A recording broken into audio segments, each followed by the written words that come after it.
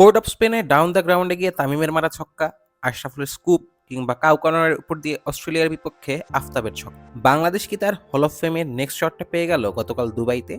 সাইফের bat থেকে বলটা বেরোনো মাত্রই মনে হলো এই শটটা স্পেশাল।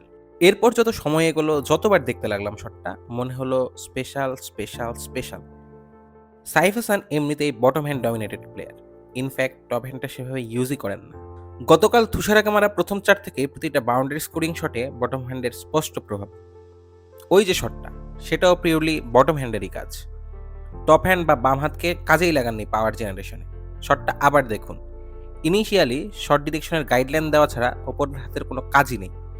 ব্যাকলিফটও লোই ছিল, মানে নিজের আর্ম বা এলবোকেও সেভাবে ইউজ করেন নাই পুরোপুরি।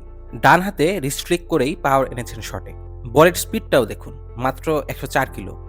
এই স্পিডের বলকে কেবলমাত্র বটম হ্যান্ডের জোরে 80 মিটার পার করাটা রীতিমতো অবিশ্বাস্য। এখানে তাই কাজ করেছে আরও কিছু ফ্যাক্টর।